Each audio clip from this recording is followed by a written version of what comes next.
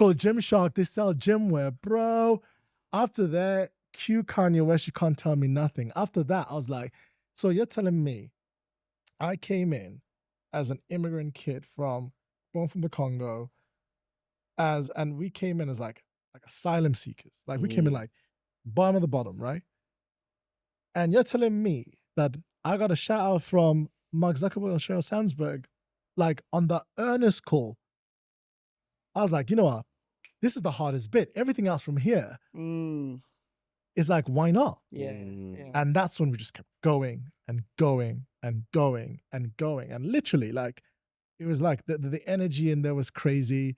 Like the freedom I got was insane. The trust I got from the business was insane. It was like a perfect marriage. Me and Gymshark added value equally to each other.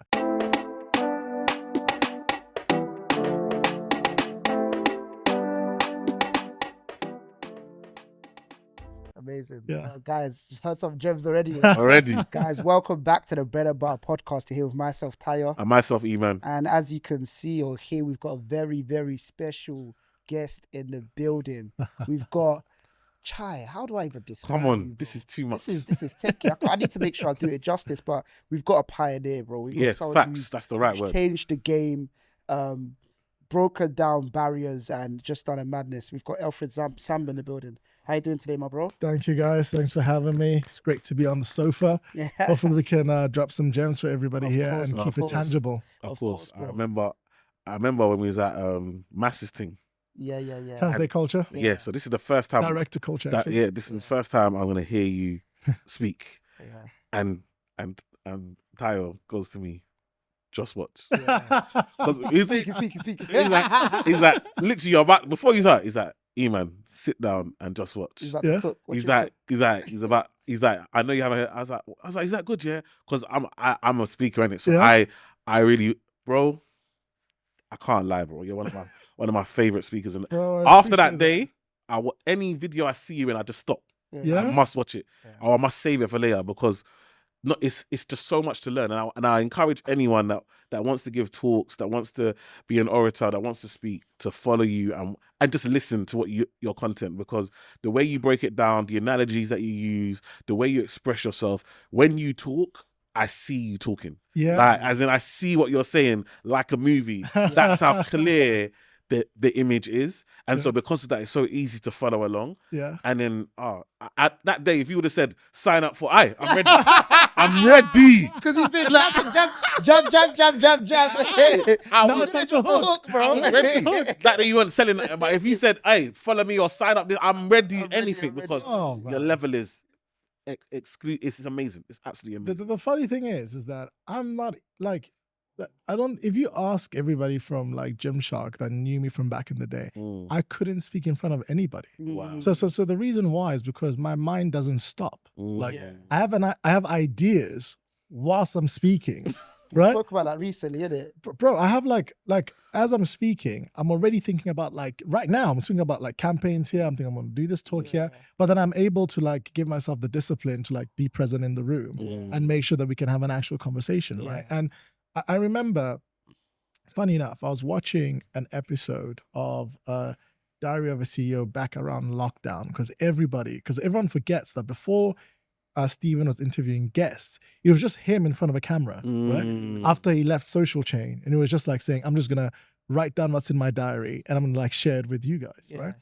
And once, I think one of the questions that he asked, like, what would you do if you were not scared, right? And like, what are the things that you would do to improve? And I realized that I had to have a better relationship with like certainty, right? But then also one of the big things was that I'd start a business, right? It took me 2 years after that to start it. I'd own a house. I started the journey of doing that. And then the other one was I'd become a speaker because I was like, I'm scared of doing that because every time I would go, I would like mumble my words. I'd speak too quickly. I'd not be able to like keep eye contact. And then actually, Noel from Gymshark basically told me, because one of the things that I was really scared about was I call myself a recovering people pleaser. So I like to make everybody feel great, everyone feel good. And because of that, it actually caused some challenges in my role because you want to make sure your team's happy. you want to make sure the corporates are happy, and you're always the one that's squeezing yourself down. And then you can't handle the anxiety, the stress, and everything that's happening. And then Noel basically broke it down to me, said, yo, Alf, when it comes to like your thoughts, your ideas, I get you, because Noel's from Ends, right? He's a white guy, but he's from Ends. He's from Dudley, right? So all his friends are like DMO and all those guys, right? And I was like, yo, me and you, we get each other, right? Like I see how you're thinking. I know how to match your energy, but you need to be able to translate that to like the people in the boardroom and to other people that don't live the same life as you do, right? And you need to be able to find commonality with everybody that you speak to. If you can fix your communication, right, you will be dangerous, right? He unlocked that. I was like, okay, so I got the ideas, I got the work ethic, I got the vision, all that kind of stuff. I just have to say no more, and I have to become a better speaker. And then from that moment on, it started with, I'm on a Zoom call, I write down the notes and the bullet points, right? Because then I also spoke to Ben. Funny enough, I skipped the story. When I was going through that process, Ben, who owns Gymshark, is also terrible at speaking. He's worse than me, right? Right? And then all of a sudden I hear, oh, Ben's on True Geordie on a podcast. Bro, I watched it, I'm like, how did you do that? I was like, how did you do that? That's not a skip to me. That's not a step to be skipped though, because a lot of people don't simply just ask. Yeah. Like, sometimes that's the easiest thing you can do. You Just just ask. ask, Like, yeah. how did you do that? What did Bro, he say? I watched it. I was like, we're giving a 1-to-1 right now. You're going to break it down to me how you do that. He said he got a speaking coach, first and foremost. And he says that before you go into any call or before you go into any talk, you need to know the 3 things that you want people to leave with. Everything you're going to say is just going to be noise, as long as you make sure that you leave with 3 understandings, right?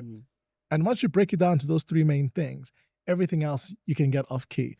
Also, don't be scared to say, I don't know, right? Of course. There's actually a lot more confidence in that, because I know that being African, being Black, sometimes you want to have all the answers. You know how many people in Congo would just like save everybody so much time, and we probably know people like this. If they just said, I don't know. If they were honest, it's like the same. That if you go to Nigeria or Congo in your case, and you see the first man that you see and say, look, I've got some money, I want to build a house, can you help?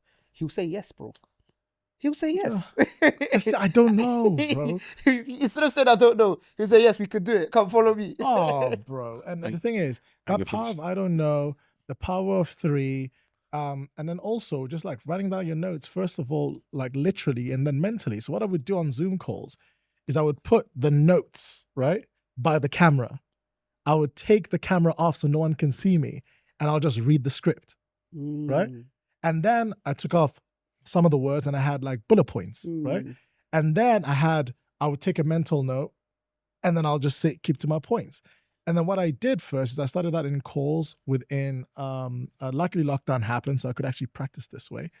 And then I started like having people just like message me saying, I want a mentoring session. And I'll be like, okay, I'll do it. And then my mom will be like, why are you having all these calls? Are you getting paid to do it? I was like, no, Mom, I'm practicing. Yeah. Because I was watching this thing on Kevin Hart, and he says that before he does a 1-hour special, he does 100 shows in just like random bars. He's getting his reps in, right? Yeah. Because it becomes second nature. So I said, you know what?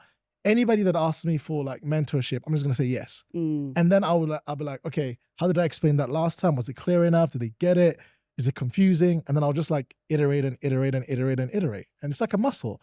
And then over time, just literally in like 2-3 years, I went from not being able to say like a word in front of anybody to doing a podcast with a good friend of mine that is like at Pinterest, right? She got me in to do a podcast with her. And everyone's like, is that you? I was like, the same thing I said to Ben, people started saying that to me. And then I just started to go on stage, first for free. And now I'm speaking in like New York and San Francisco and all these different places. And everyone thinks like, oh, you're a great speaker. But bro, I just iterated every single time. And like, I just got better and better. And it's like watched other great speakers and took a little bit from this person and took a little bit from that person and created my own thing, man. And now you can just tell me tomorrow, you're going to speak in front of 100,000 people. Yeah, well, let's get it done. That's amazing, bro. I've got 3 questions for you. Yeah. Right? How many free talks do you reckon you did before you got your first paid one? Over 100. Yeah, that's important for people. Over 100. Like virtual workshops, like just, I would literally go and do a talk. I did a talk just after Martha Stewart and Bosama St. John, right? Big time, the CEO of Vimeo. I go from that talk, I come back to the UK into some like grungy talk for like nothing, right? I got paid like 25 grand to do that talk. Yeah. And I got paid nothing to do this talk. Yeah. And I gave them the same energy. Yeah. Because I realized that I was getting my reps in, Yeah. right? You should be able, and what I did is I changed my fees depending on who the audience I'm going to be speaking to.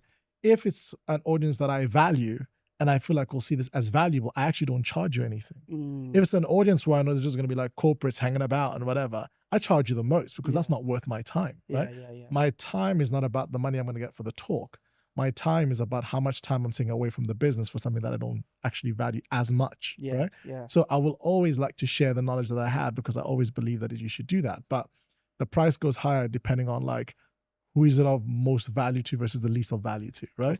Of course, makes perfect sense. That's what I do. Another question is one that I don't want to forget to ask. We always ask everybody when they come on the podcast, what is their bread and butter? So can you let the people, they probably would have gauged it by now. But let the people know what your bread and butter is, what you do.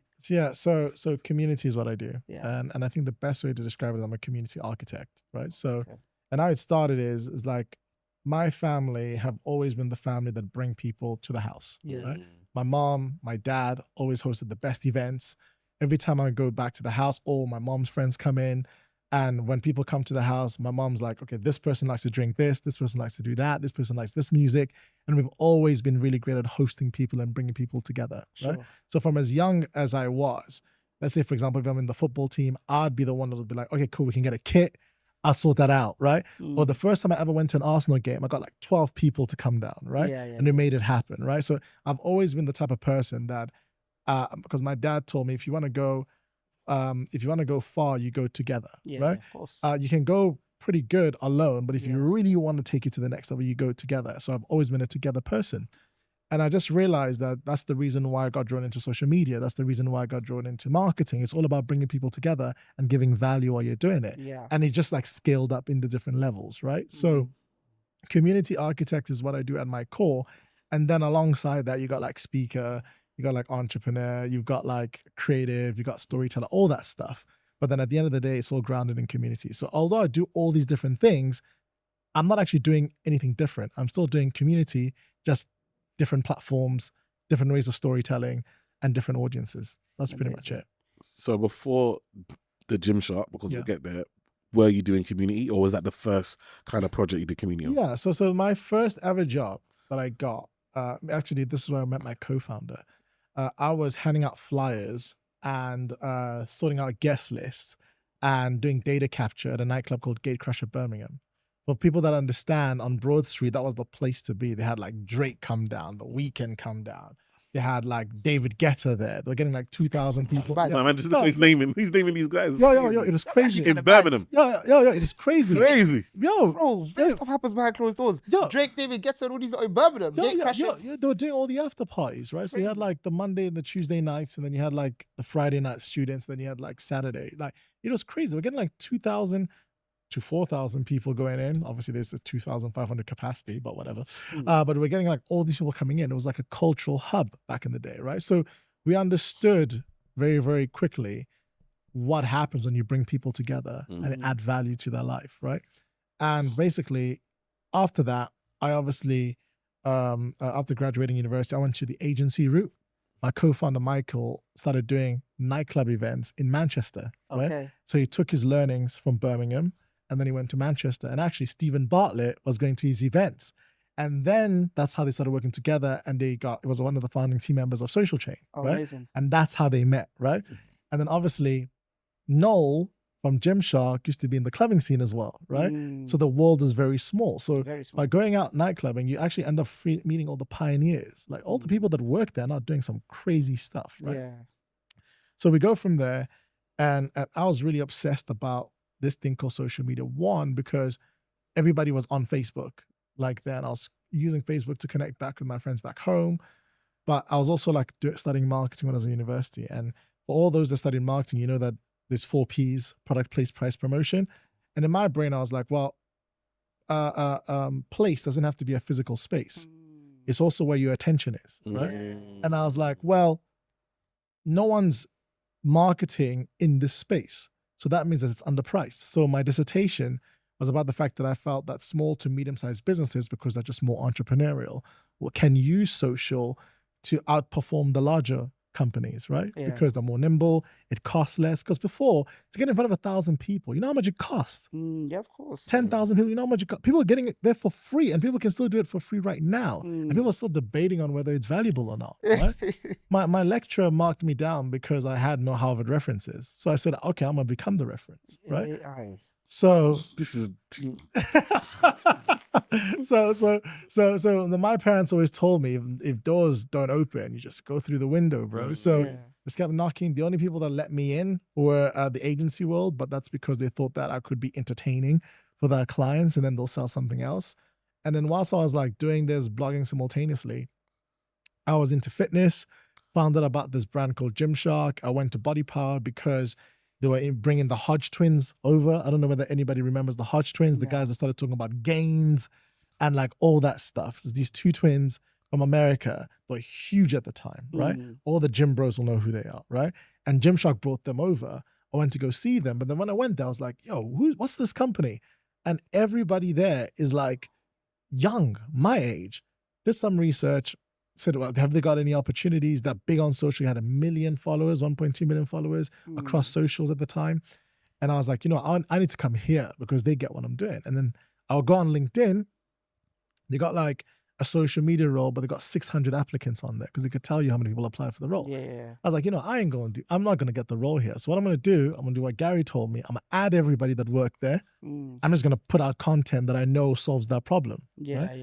And then the Gymshark people started engaging. Like 2 months later, I get like a phone call from a recruiter called Charlotte Cheshire. Till this day, I always name drop her because she's a phenomenal job. She was telling me about this role for this company, fitness brand in Birmingham. And I was like, is that Gymshark? She was like, yeah. I'm like, I'm interested. Whatever they want. Got an interview the next week.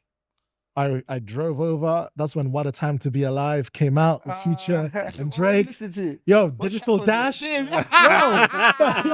Yo, Digital Dash was on because the role was, first and foremost, the recruiter on the subject line put digital domination. Wow. Right? And it was for a digital exec, right? Because they just put like all digital roles as one thing. So I was there like, I was getting ready. Yo, they walked me in the room with Ben and Dan Knight at the time. Noah wasn't there. He was working as a contractor for them. I go in there. They asked me one question, like, tell us about yourself. I took over the whole interview. I did my research. I knew exactly what the problems were. I knew exactly what the team were like. I told them everything. And I was like, and then literally I got the job and I walked in there and I never looked back, man. So. There's so much learning here. I hope people are listening. I'm going to work backwards, in fact. Right? I've got statements and questions. My first question is that you did research so that you took over the interview. They asked you one question. You were so well prepared. Now, preparation isn't something that's unique skill to you, right? So more of a question to you. Why do you think that people choose not to prepare so heavily for a scenario like that? Do you think there's an element of, I know it's tricky to say, is it an element of laziness? Is it an element of, I think part of it is that some people are scared to, I use the term scared to succeed. Do you think it's a real thing? Yeah, I think more people are scared to succeed than failure. Yeah, it's like they're scared to try and fail, but it's really a scare of success, right? Yeah. A lot more people, we've been taught to handle failure because we expect it. We see it every day, right? But success is something that, how many people teach you how to make $1 million, but not a lot of people teach you how to keep one, right? So we're always taught about the climb. We're always taught about the adversity, the work that goes into making that happen. We know that's required, but no one actually prepares us for when we're there. Like, I think there's something like 55% of like Premier League footballers and NBA players and NFL players that go broke within 5 years. Because we're not taught to handle once we get there, right? So you're not taught to handle how uncomfortable the people around you will be, how different you will be, the different responsibility people will see, the fact that you're no longer in the shadows, you're now in the limelight, you have to handle that. So if you fail, you fail harder. If you succeed harder, right? People are not prepared for the maintenance of success. Yeah. And they will self-sabotage because of that, right? Yeah. And I think somebody told me that there was a Kevin Durant quote. It's not by him, but he said it because I used to watch his videos like relentlessly. He said, hard work beats talent when talent doesn't work hard. Yeah. And when people talk about working hard, it doesn't mean physically. It means doing the reps, the boring work, the consistency, creating the system that allows you to be successful. Yeah. And people just don't like to do the unsexy work, right? And that's the preparation. That's the reps. That's the going back to your talks, looking at how you performed and just like rolling that again. Like Kobe Bryant is one of my favorite athletes of all time, not just like from a sports perspective, from a philosophy perspective. Yeah. Mamba mentality. A lot of people talk about the Mama's mentality. They talk about the fact that he walked after busting his Achilles, all that kind of stuff. But they forget that he used to do tape for every video all the time, every game all the time. Yeah. You will know why it didn't happen, why it didn't work, who blocked him, like what did they do? And then he'll look, okay, these two teammates are not working well together. I'm going to say something to him. He would look at all that stuff. Yeah. Bruv, my favorite one is the Olympics. When they face him with Pau Gasol, they're like brothers. Yeah. He's from Spain, right? So he speaks Spanish, so they're like brothers. So he's with Pau and his brother at the night before March. they're watching TV, they're chilling. The next day they're playing against each other. First play, he says, they're gonna run a pick and they're gonna Pau's gonna set the screen. I'm gonna run straight through Pau. This is his brother. Yeah. And so and then obviously like Dwayne Wade and all them, they're like, nah, you're not gonna do that. It's like, watch, they're gonna run this play and I'm gonna this is the first play they're gonna run. I know what they're gonna do. They run the play. He runs straight. Took him out completely. And that just set the tone. He said, look, if I can do this to my own brother, then what are you guys ready to do? Brother. And it just changed the whole mentality of everyone playing. They were all like, rah, we've got to level up. Do you know what I mean? Yeah. And also what we're saying is that all these guys are like, and by the way, Kobe wasn't going to the Olympics before, right? He wasn't. And then they lost. And it was like, nah. We need to put some respect to our name. They call him the Redeem Team. And then he came, and arguably the biggest star, all these guys were going out. They'll come in. He didn't even tell them. He was there like at 4 a.m. And then eventually like less and less of them were going out and it influenced the room. Now, I think we hear about like hustle culture and all that stuff all the time. This is not about like hustle culture and rah. If anything, we're very good at that. Think about people in the music scene. They put hours in. I don't think that putting hours and hard work is actually our problem, right? I think it's discipline, right? And also, it's just maths. So he basically says his evolution started at the age of like 13. Yeah. Because he went to Italy, right? Came back to America, and he was getting like destroyed by all the players, right? They were doing like reverse dunks on him, all that stuff, right? Right? They call him Euro boy, right? Like doing all that stuff. And he said, you know what? Between now and 16, none of this matters, right? If you want to make it to the NBA, you have to be great at 16. I got 3-4 years. So year 1, I'm going to focus on doing shots with my right hand. Year 2, I'm going to do it with my left hand. Year 3, I'm going to do, and he just did it over time. Yeah. The reason why I call my company Butterfly Effect is because of that. It's like, for you to achieve a big audacious goal, it starts with a step. So I want to get here in 5 years, in 10 years. What's year 9, 8, 7, 6, year 1 today? Then you'll actually realize it's not like a massive thing. Like a lot of people think, oh, I need to do the £8 million move, or I need to get multiple streams of income. No, first you start with applying for that interview, right? And if you do this and this and this, you can go on ChatGPT and say, I want to have £1 million in 10 years. I want to do it in this field.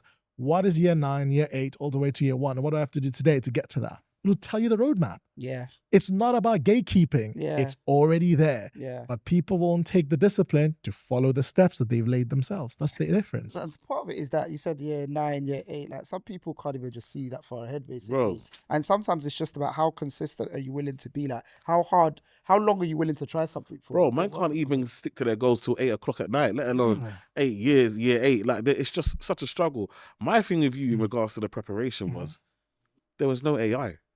You understand? Like now, I can't live without it. But there was no AI at that time. We're talking about you're going to an interview, you're prepping, you're knowing all the.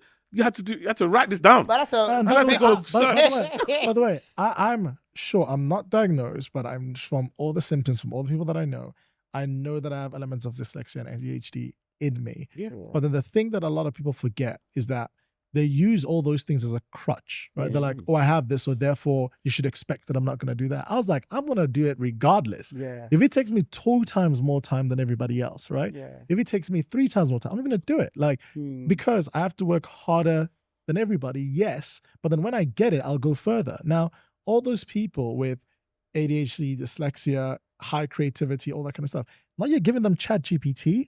So I can basically, so what I do, and here's the thing that everybody should steal. I go on there and I say, I want to bring this into my business. I want to do this or solve this problem. Here's my idea to solve it. Imagine I have Steve Jobs, Mark Zuckerberg, Warren Buffett as my like boardroom. How would you say that this is going to fail? How you say that this is going to succeed? And then let's find a meet in the middle solution for where I should go. Yeah, it just gets to work. You can't do that with like a logical, mathematical brain. You have to be creative. So if you're creative and you can utilize these like IQ tools, you'll be 10 times further than everybody else. Yeah. Right? So now for everybody that said that this is a crutch, I take that away from you. Yeah. ChatGPT exists. Yeah. Use your creativity to set the roadmap and let that help you become more organized. Yeah. It can tell you when do you need to show up, when do you need to wake up, and you can. And I always say, so my good friend Timo always talks about being unreasonable with yourself. But before you can be unreasonable, you first have to start with a reasonable step. Yeah. So you can actually say, I want to get there by 10 years. This is my audacious, delusional goal. How can I make it easy for me to start today? You can even say that. Yeah. I do this all the time. Plug it into your calendar. Yeah. Make it work within my schedule today. Yeah. But then I think a lot of people seek refuge and clutch and they feel comfortable when they can blame somebody else. Yeah. Right? They actually they have to just be honest with themselves that they don't really want it. Yeah. And that will be just like the way we said about the people that say, I don't know. Once people can have the self-awareness to say that this is not for me, it's a superpower to a certain extent. Then you can find out what is for you. Yeah. Yeah, it's a superpower. Like being able to, when you're trying to eat everything, it gives you yourself problems. And even if we go all the way back to what you're saying about being able to say, I don't know, all of a sudden your confidence levels go through the roof. Because do you know what? For the last 5 years, I've put out what I do know. Yeah. So when someone asks me, I don't know this area, but this is what I know, this is what you booked me based off. Yeah. Do you know what I'm trying to say? And all of a sudden, the confidence levels just go through the roof. So I think that, like, bro, the gems you're dropping are insane. The one thing I wanted to ask as well, right, is that in this day and age, like, sometimes the education space, like traditional education, sometimes it's like, how is this, like, kind of, like, useful to me? My degree was a waste. I think that for the first time in a long time, hearing you speak, I've heard someone that's used their degree, but you didn't just use your degree. I guess you kind of manipulated your learnings and applied it to the current day you're living in. Yes. And found a gap in the market. Yeah. Because that's insane to use the 4 Ps that everybody knows and say, hold on, placement doesn't have to be physical. All right, this place is underpriced. It's a mad concept. What do you think makes you think like that? So I was very, very fortunate to be in a house where creativity was always welcomed, right? Yeah. Did you know how many parents put pressure on their kids to be doctors, lawyers, and engineers, right? First and foremost, what I've understood about not just children, but people, is they don't listen to what you say, they watch what you do, right? You can tell somebody, be this, be that, be that. The first thing they'll say is, well, you didn't do that, right? Now, I couldn't even do that. My dad was a doctor, right? So the expectation is excellence, right? So, but then what my parents said to me is that you don't have to do what we want you to do, but whatever you do, be excellent, right? So when I stopped playing football and started playing squash, they're like, okay, then my dad started doing research on squash. Okay, so he has the best rackets, here's the whatever. So I always had parents who were very invested in like our happiness and us honing in on our skills, right? So we were always built on like Cartoon Network and like creative thinking and like thinking outside the box, which is why I found school very difficult at the start. It took me until I was like 7 to read, right? So I was always very like coloring outside the box. But then just like in driving, before you can learn how to drive with one hand, you have to know how to drive the normal way, right? Of course. So I would say, well, I need to understand the game so that I know how to beat the best players, and then I can do things that they can't do. So with everything, like even with like starting the business, I've said, I know I want to build my business this way, but first I have to understand the art of actually building a very good, sustainable, profitable business first, and then I can get creative with it. So it's always my thing is like, understand the theory, understand what everybody else has done, and then figure out where the blockers were, right? Because you might say, oh, why hasn't anybody done this? And they'll be like, yeah, it's because it affects cash flow. First, you have to understand why people haven't done the things that you put a philosophy out there, and you now try to prove yourself wrong. Now, instead of me going through 3 years, I can now go on ChatGPT and say, who's the smartest minds in this thing? You prove me wrong. I can do that in minutes. Right? I'll just be like, okay, who's the smart? I want to do something in AI. Okay, Sam Altman, there's Krish from Fireflies, a good friend of mine. There's all these people. You are now my board. Prove me why this can't work. And then I'll find the gaps that will still allow me to make sure that everything is sound. I've just always been that way, right? And I think that I didn't have the confidence at the start, right? Because I didn't stick around long enough to see it play out. So going back to your point, I think that it's just saying, okay, you need to understand the rules to know how to break them, but then also you need the experience of failure for you to have the confidence and reassurance to actually make the steps going forward and recommend anybody else, right? It doesn't matter whether you read a book about something. You will never like fully be confident in that thing unless you've seen it yourself. Right? So I don't read any books, right? I listen to podcasts. I listen to audiobooks. There's an app called Blinkist that summarizes any book in the world into 15 to 20 minutes. Verbal. Bro, I'm like, basically I'm reading like 20 books. Like I will go in a workout, I'll listen to like 5. Do you think that you have to do that because of how your mind works? Yeah. So what you mentioned before, that you can't really... Yeah. So going back to your point about like, so I did a thing called NLP training, right? It's probably the thing that changed my life forever. I've learned like 3 things from that. The first one was everybody's doing the best they can with what they've got, right? That will change the whole world if everybody just like believes that fundamental truth.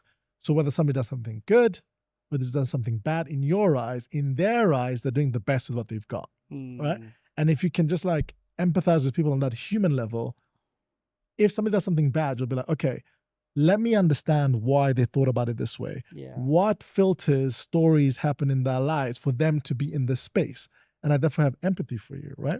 Can I ask you a question about that? Are you saying that, because I agree with it, and I want to make sure I understand it, are you saying that that's what you're telling yourself, even if it may not be true in reality? Because there is a portion of like, I get it, because then you receive it better as well. So even if it was true or not, you are showing empathy and receiving it in that way, basically. So kind of taking any element out of malice out of it, that like, do you know what, this person may not know any better, and this may be the best that they can do with what they have, basically. Hey, so there's a thing called cause and effect, right? That basically says that you can tell the difference between who's going to be the most successful person and who's not going to be the most successful person, right? So cause, so let's start with effect, right? Effect, in effect stage, you believe that everything that happens to you, good or bad, is because of things outside of yourself.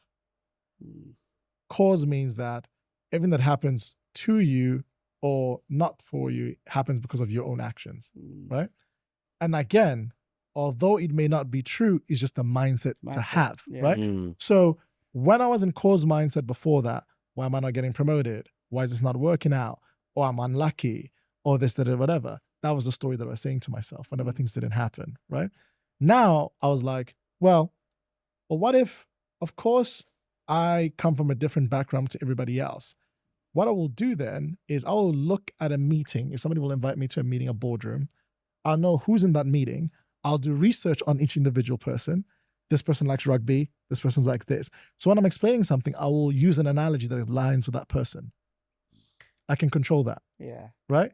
And I just slowly started saying, okay, this happened to me, but what do I want to do about it, right? Yeah. Am I going to be an effect? Am I going to be causal? And it's just like going back to the speaking thing, right? I was just like cause all the time. And the whole framework of everybody's doing the best they can with what they've got protects you from your own emotions. Yeah, right? Definitely. Because emotions is the quickest thing to cause, right? If you are running a business, you can't be this and that. You have to be this. Yeah. In the business. Yeah. Outside the business, when I watch Arsenal, I'm like this, right? Arsenal fans in particular. Yo, I'm like this. See me at the stadium, I'm a different human. Yeah, of course. Here, I'm articulate. I'm like practical. I'm irrational when it comes to Arsenal. I'll make statements that I don't even believe, right? Out of emotions, right? I believe we're going to win the league. That's irrational. We've not had the track record to do that, but I believe it in my soul. But so that was one of the big things. Another thing that NLP taught me was that people learn in 4 different ways, right? And I didn't understand that. So, and that's the problem with the school system. And it'll make sense in a second. So there are visual people, and it's not like one or the other. It's like different percentages. If you have 100% learning, you might be like 80% one thing or 60%, but it's like 4 main ingredients. So it's visual. People like to see things, right? There is it's a tonality, or I forgot the actual name, but it's basically like hearing, right? Yeah. You hear something. There's digital, which is like you see things in like lists, in like data, in whatever.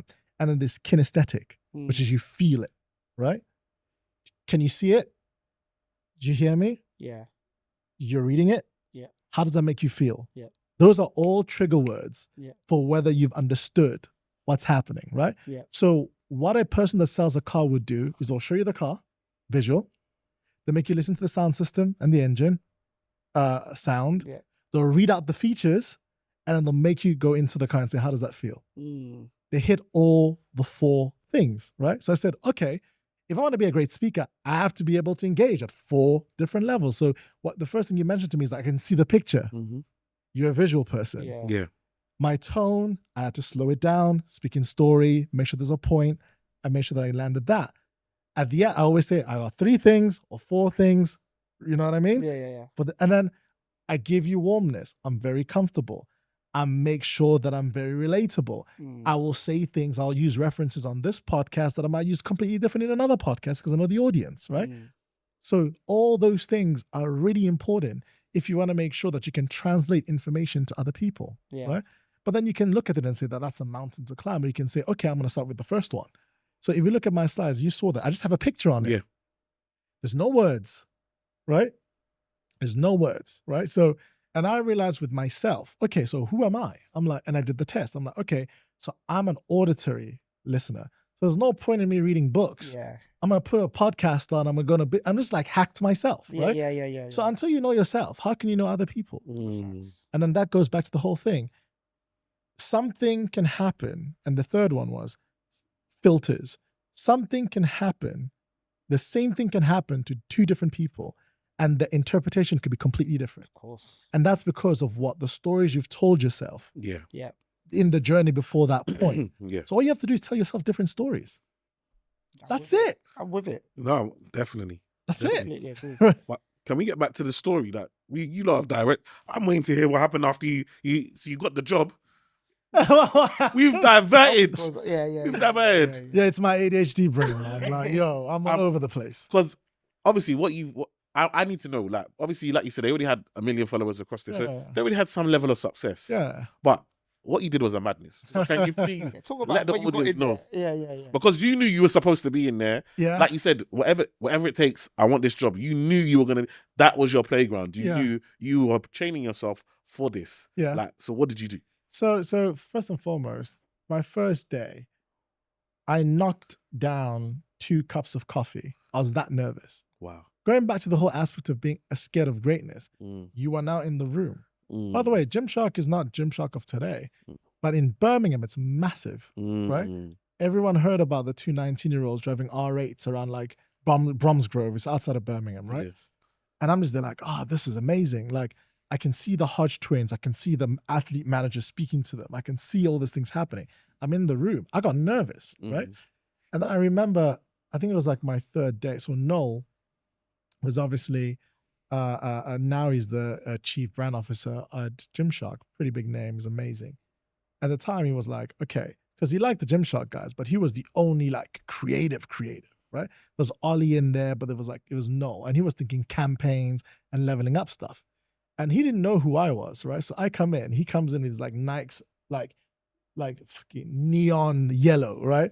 Like Canada Goose jacket, balls, because he's from Ends, right? He's a white guy, but he's from Ends. He comes inside, I was like, okay, cool.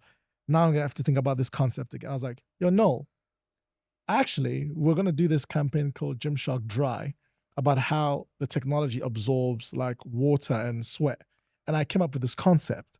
And I was like, yo, no, actually I came up with this concept. What do you think about it? He looked at it, was like, who are you? I told him, I was like, this is fucking good. Now this is what I'm talking about, right? So me and Noel just started like, just like how like music people go. We're just like, okay, we've got this idea, we got this idea, we got this thing, we got this thing. And he was more confident than I was. Yeah. Right?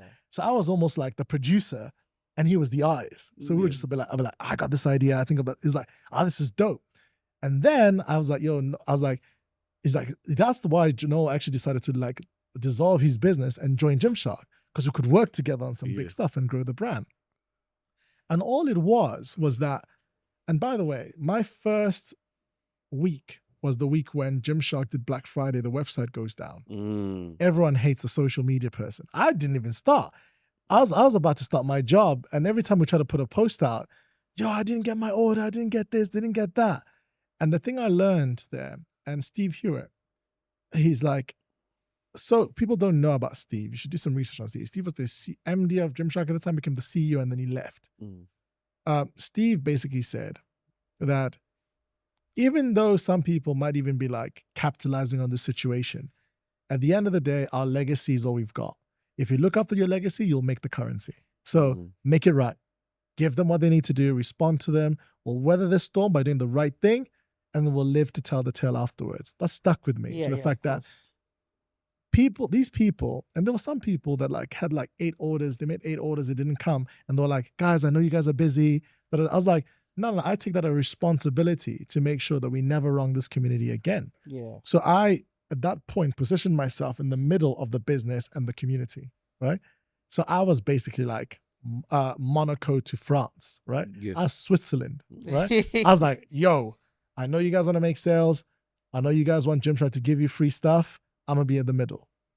I just took it from there. And it's difficult because it was probably like the most political like role in the business, because that's how we made our money. That's how we grew. That's where I learned my craft. I was a theorist. And then there's when I realized that, you know what? It's just about like day-to-day iterations, right? You can have your grand plan, then you put it out. The goal is to put it out, learn as fast as possible, fail as fast as possible. The quicker you make the changes, the faster you move, right? Yeah. How do you go from stagnation to flywheel? By starting with like little steps. Yeah. And that's what I did, man. Like, like honestly, like you could write a book about the time at Gymshark, right? So you go from now Black Friday ends, like 2 months later, like sentiment's down, perception of the brand is down within our community. I think there was a point where we had to do like 30 grand a day to break even, right? As a business. I'm leaving, it's 18 grand on the Google Analytics. And I'm like, oh my God, what have I done? Right? This business is good. Like I've left like my cushy job in the creative industry to come into this startup, right? Because they believed in the philosophy of what I put in. And we're going to have to do something. So the first thing that happened is we were like, okay, the women's side of the business was about 5%, right? And then I found out that we got some fire women's clothing coming out soon. So they did a display. I was like, that's fucking great. We put it on our influencers. So the guy called Dan Crane, again, another person that doesn't get a lot of credit, but Dan was the third person to work at Gymshark. He was Lewis Morgan's brother. Lewis Morgan's co-founder of Gymshark, right? Okay, cool. And Dan used to look after the influencers. Genius when it comes to just understanding. He's the first person that told me our system for female influencers is women that go to the gym consistently, but then they have a high engagement versus their following. But then when you look at the comment section, it's all women. Sounds simple. Yeah. People just see the following and that's it. Yeah. People just see the reach. What he said there in his framework is people that create consistently, so you know that they're going to be there for a long time. people that have a high engagement rate, which means people actually care about when they say something. Yeah. And also they're influencing the right people, which is people that you want to get in front of. Yep, exactly. That's the breakdown. So he tells me that statement, I break it down to like, what are you actually telling me, right? And after that, we're like, okay, do you know what? Going back to underpriced. So to the males brand, everyone's all like, I'm the big time this, I'm the big time that. On the women's side, underrepresented, they don't have the opportunity. You know what? We use this tool called Affinio. Right? And what Affinio did, it will go into your following and say, who are the different tribes that exist within your audience? And we saw the female, it still exists, but it doesn't do Instagram anymore, it just does Twitter, I think. I think it's still around. I think it got bought by Simply Measured or something. And we saw this women's audience. It told us, here are the 1,000 people that are the most influential of that tribe. Me and Dan Crane put a board up. All right, this person, this person, this person, this person. We're just going to call them all up. And literally, I was like on the calls in my mom's house, in our bedroom, calling them like, yeah, I'm like social media leader Gymshark, who want to send you some free clothes, blah, blah, blah, blah. They thought I was pranking them, right? Because Gymshark, into the eyes of everybody, was big, but we were actually really small and we were all young, right? Bro, we signed like 10, 15 female athletes, clothes-only deals because no one was like even thinking about them. Bro, the women's leggings sold out within 3 seconds. So women's releases were not a thing, right? So the women's releases were not a thing. Like the men's releases were a thing, right? There was a time when so everyone started wearing it. Is this just in the gym side of things? In the gym side of things. Okay. Yeah.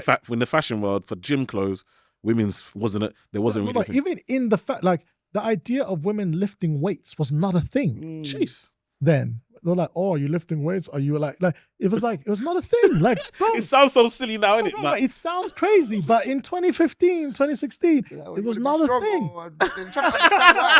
They're really trying to understand why. We want to get stronger. Like, what's the purpose of that? Yeah. Why are you lifting? You trying to be like me or what? So it wasn't a thing. So they were pioneers. Yeah, they had like 25,000 followers, 50,000 followers, 100,000 followers, highly engaged because it was a small cohort. And we said, you know what? We'll put them on our platform. We had Gymshark women. We're about to shut down Gymshark women. I was like, nah, let me deal with it. We started I started speaking to them like, what is it about your audience? What do you like? Bro, I was method acting. The Gymshark women's tone of voice. I started listening to Beyonce before I posted. Yeah. I was doing the schedule. I was like, I need to sound like our audience, right? Yeah. Started doing that. Started working on the female. Bro, we gave our female athletes this flex legging. Lois, shout out to Lois, who led the women's design at the time. She was new, same as me. Just like, Jennifer just got it right during that period, right? They gave everybody the stuff. Everyone's like, when's this leggings coming out? When's this leggings coming out? It's the new gym uniform. Bro, so there was so much demand. Steve was like, you know what? We've never sold 1,000 women's clothing, like at all. Like at one time at all. Yeah. We'll fly in 1,000 units, right? We'll quiet everybody's noise. Brother, it was not a thing that me and my family were doing like this, like UK holiday in Portsmouth, right? We're going to Portsmouth, right? Like Dubai looking thing there, right? Yeah. So I was going there. Yeah, I was going there, right? Going like on the train. So I was off on the release day. So all I had to do was post. We did all the build up. Engagement's good. Okay, that's cool. Bro, I was on the train, right? I post, put my phone down. All I heard was my phone buzzing, right? Seb headed up like tech at the time. Was like, yo, you got to put the post down. I sold out. I'm like, bro, I just posted. Like, bro, it's gone. The product's done. Bro. And then what happened every time ever since was just like working with more female athletes, putting things out, going out of like, and they're putting it was like 35-pound leggings being sold for like 800 pounds on eBay. But it was sneaker culture. Yeah. Bro, but we were honestly just trying to meet the demand. Yeah. To the point where you go on a female's release, there's 100,000 people on the website. It's crazy. Bro, that's how it built. Yeah. Bro, women's side of the business goes from 5% to 85%. Bro. It's insane. But then it was our job to make sure to protect the perception on the front end. So it doesn't look like we've gone from a male brand to like a female brand. Because once you lose the males, you lose them. So Gymshark Men was always neutral. And it had Gymshark Women. There was a point where Gymshark Women was going to be bigger than the main account. Right? So we just did that. Like we just learned on the job, man. And it was incredible. And we just kept building. And then literally a year later, we get invited, like we get mentioned by Mark Zuckerberg and Sheryl Sandberg. Bro, I lost my mind. We all stayed up to like 2 a.m. Like, they're like, we might get mentioned. By the way, there's 70 million brands on Facebook at that time, right? Crazy. And they're like, they asked them, so which brand, like you talk about the corporate brands that have been leveraging Instagram ads and all that kind of stuff. Which brand, like small brand? And then Sheryl Sandberg said, is this company from Birmingham called Gymshark? Bro, I lost what? it. Bro, I lost this company from Birmingham already. Bro, Birmingham, UK called Gymshark. They sell gymwear. Bro, after that, cue Kanye West, you can't tell me nothing. After that, I was like, so you're telling me I came in as an immigrant kid born from the Congo, and we came in as like asylum seekers. Like we came in like bottom of the bottom, right? And you're telling me that I got a shout out from Mark Zuckerberg and Sheryl Sandberg, like on the earnest call. I was like, you know what? This is the hardest bit. Everything else from here is like, why not? Yeah. And that's when we just kept going and going and going and going. And literally, like, it was like the energy in there was crazy. Like the freedom I got was insane. The trust I got from the business was insane. It was like a perfect marriage. Me and Gymshark added value equally to each other because I gave them everything and they gave me an opportunity. Yeah. And that's all I needed. Yeah. And it was great, man. Bro, honestly, like, I genuinely, I'm not exaggerating. I'll tell you why I'm not exaggerating so the people know I'm not exaggerating. Bro, Netflix could do a madness with a documentary about what you've been doing. And I'll tell you why, it goes back to the beginning story, right? When you were speaking about what you had learned.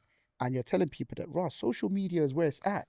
And people are like, nah, bro, like they're slapping the paper out your hand. Like, what's this guy talking about? You know what I'm trying to say? And it's like what you mentioned about Big Short. Remember Big Short? One of the sickest things is like, bro, this thing is gonna happen. Yeah. And everyone's like, nah, bro, come off it. Like, this guy's bugging out, basically. And then lo and behold, like, you know what I'm trying to say? But my thing is, and it goes back to that one piece of genius where you say, the 4 Ps.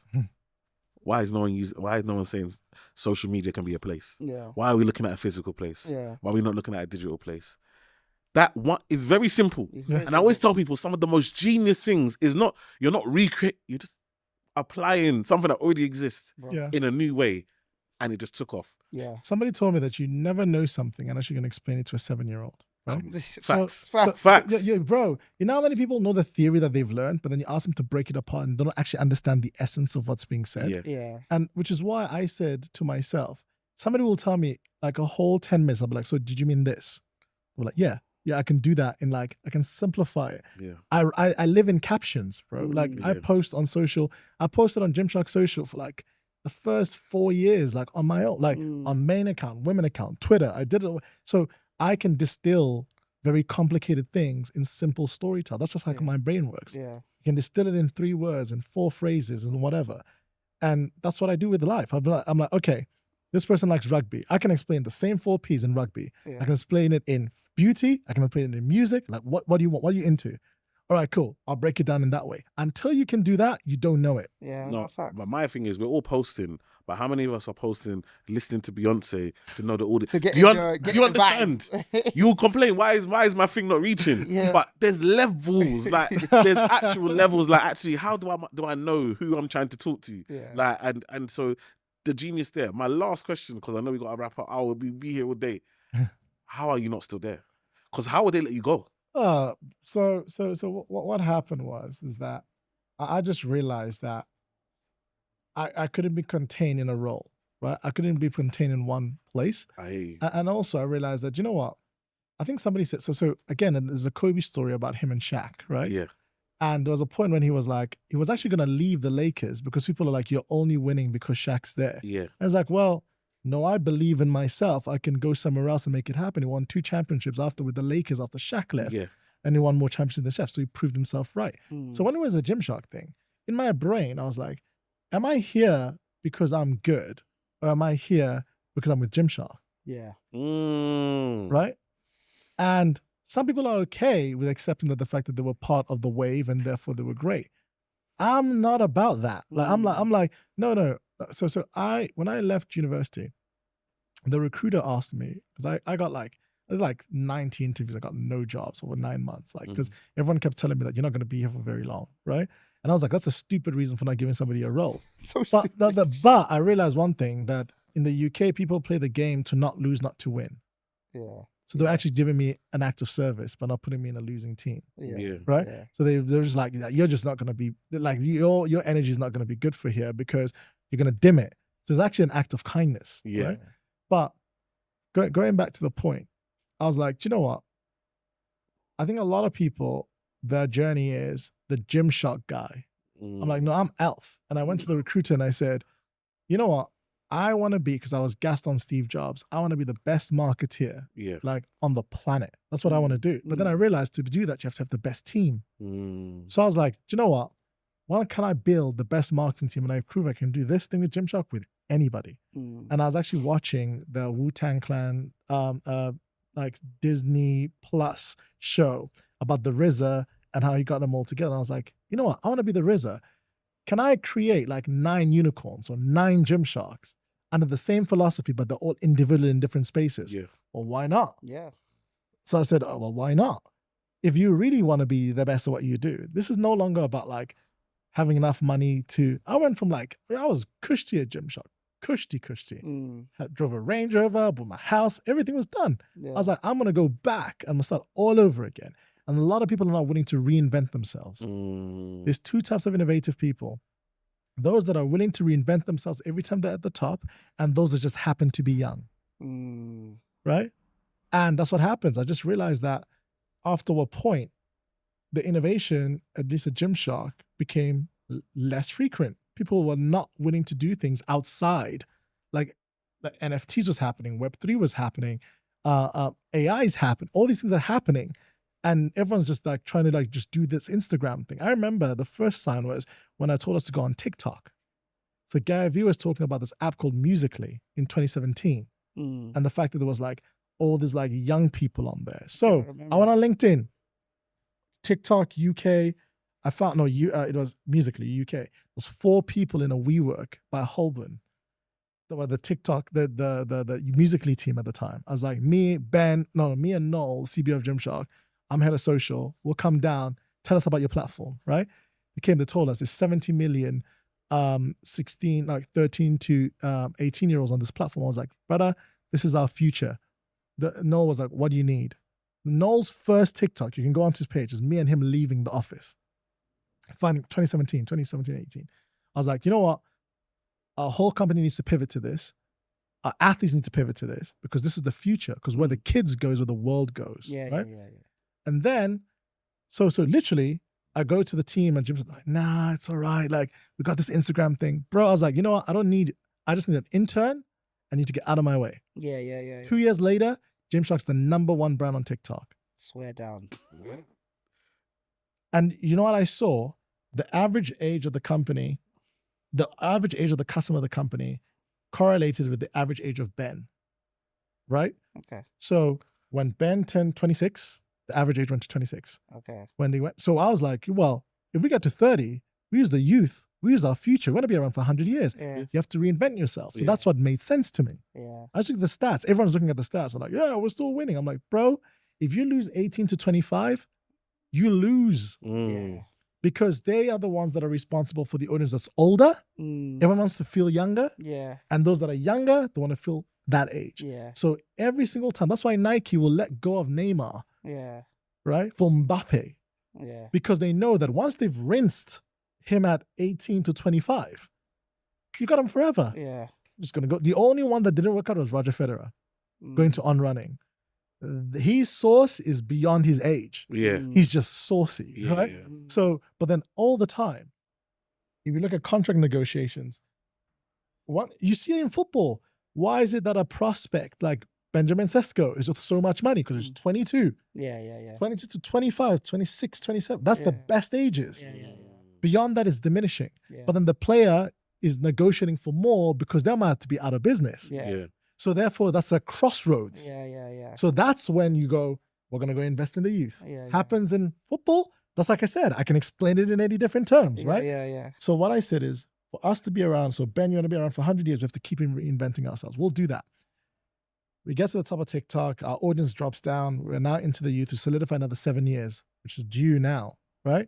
I was like, yo, for us to do that again, we need to start investing in like AI. We need to start investing in like blockchain. We need to start investing in all that kind of stuff.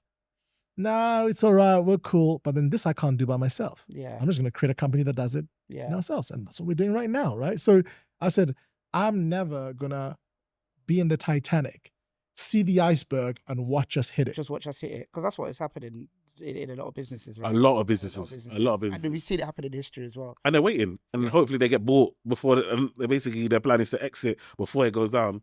The UK is basically like, you know when they say in investment, almost like buy at the dip. Yeah. Right? And like also, you don't invest when something is diminishing. Yes. Right? Yeah. The UK economy is just doing this. Yeah. Slowly but surely, right?